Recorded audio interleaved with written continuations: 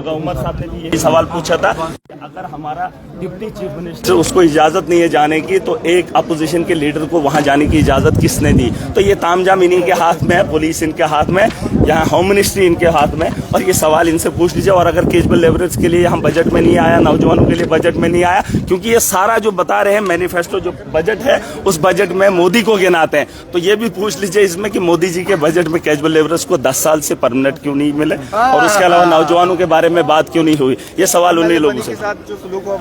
देखिए हम उसको कंडम करते हैं, भाजपा का गुंडागर्दी ये शासन है। अब ये धर्म के नाम पे फिर प्रोटेस्ट करेंगे, मोदी के नाम पे फिर लड़ेंगे, फिर लोगों को बेवकूफ बनाएंगे, लेकिन काम नहीं करेंगे, काम नहीं करेंगे।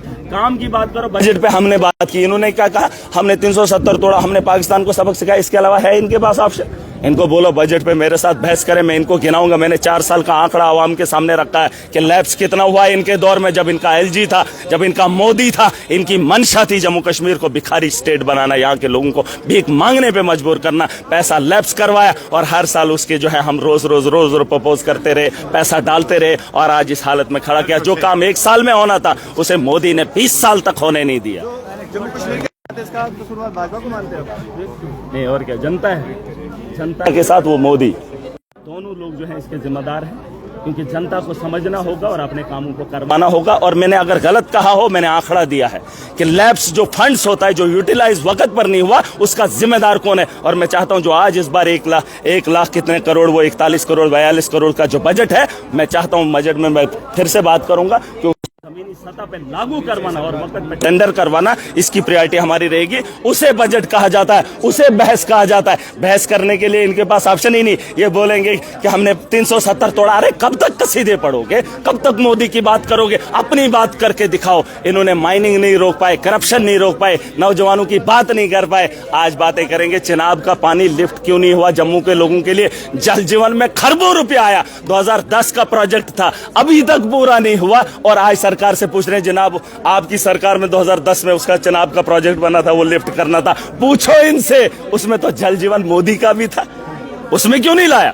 ये इनके बेहुदा सवाल मैं उठने नहीं दूंगा। आज तो मैं इसलिए खामोश था, मैंने सोचा मुझे मौका मिलेगा, वरना कल से जब ये लोगों को बेवकूफ बनाने के लिए यहाँ असेंबली में पूछेंगे या सवाल करेंगे, महाराज उनको वक्त वक्त पर टोकेगा। और इस भरम में ना रहें। चाहे जम्मू के यूथ ये जो जिस तरीके से डॉक्टर रमेश्वर के साथ व्यवहार हुआ, उन नौजवानों को पूछना चाहता हूँ क्या किया इन्होंने तुम्हारे लिए? सिर्फ धर्म के नाम पे तुम्हें उकसाएंगे। मैं जम्मू का हूं, हम कश्मीर से नहीं है, लेकिन हम लोगों को भी ये बोलेंगे नहीं ये कश्मीर के हैं। जो जम्मू का उसे ये हिंदू है इसलिए इसे टोका। और वो उसका नाम लिया, क्या नाम था उसका, मक्खन दीन का नाम लिया तो गुनहगार हो गया। अरे इंसानियत के साथ खड़े हो जाओ। अगर नहीं समझोगे दुनिया में रहना किसी को नहीं है, लेकिन इंसानियत अगर जिंदा नहीं रहेगी तुम्हें तो याद। अपोजिशन का आरोप है कि आपको खुश करिए इसलिए कि जब भी बीजेपी का आरोप, देखिए सिर्फ आप जो हैं जब भी बीजेपी को रोकेंगे, आप जो है उठे।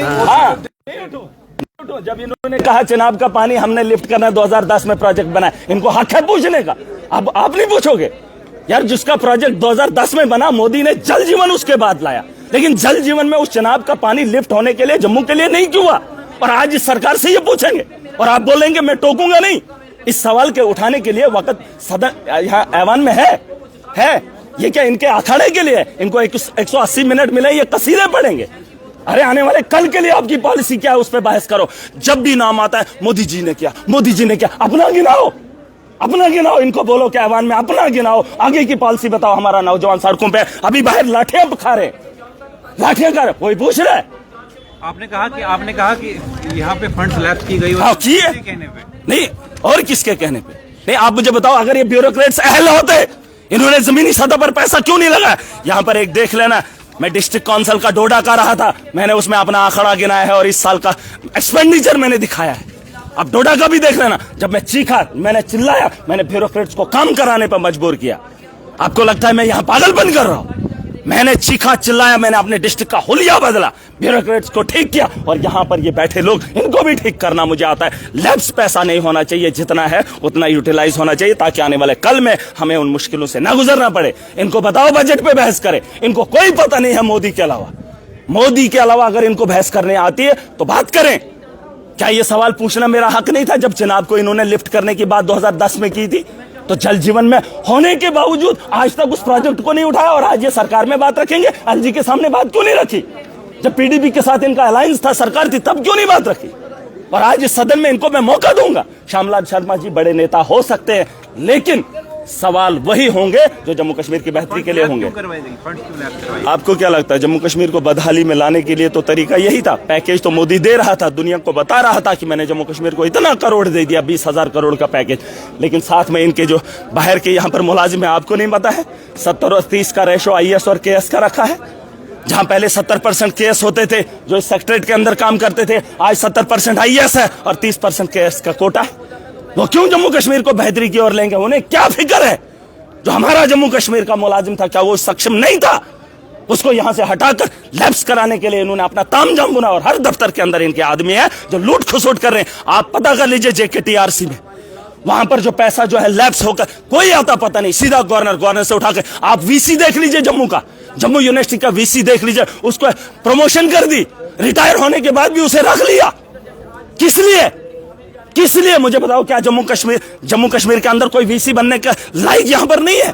अरे बाहर का लाना, 60 साल के आदमी को आपको बिठाने की क्या जरूरत? और ये एक तामझाम बुन रहे हैं, कई सालों से जम्मू कश्मीर को लूट रहे हैं, और आप सवाल नहीं पूछेंगे? स्कैम हो रहा है, धांधलियां हो रही हैं, लूट खसोट हो रही है। आम आदमी को लूटने से रोका, लेकिन खुद कितना लूट रहे हैं कोई हिसाब नहीं, कोई हिसाब नहीं। और ये मैं दावे के साथ बता रहा हूं, डंके की चोट पे बता रहा हूं। आप सुन लीजिए मेरी बात, अगर आज नहीं संभलोगे तो आने वाले कल में पछताओगे। मौत बरहक है, दुनिया में बहुत आए बहुत जाएंगे, लेकिन एक इतिहास छोड़कर जाऊंगा कि इस दुनिया के अंदर, इस दौर के अंदर जहां जुल्म इतना था, जहां लूट इतनी थी, वहां महराज अकेला इंसानियत की बात करता था और इंसानियत को जिंदा रखने के लिए बात करता था। इनको बता दो धर्म छोड़ दे, अब भाजपा छोड़ दे, अब काम करें।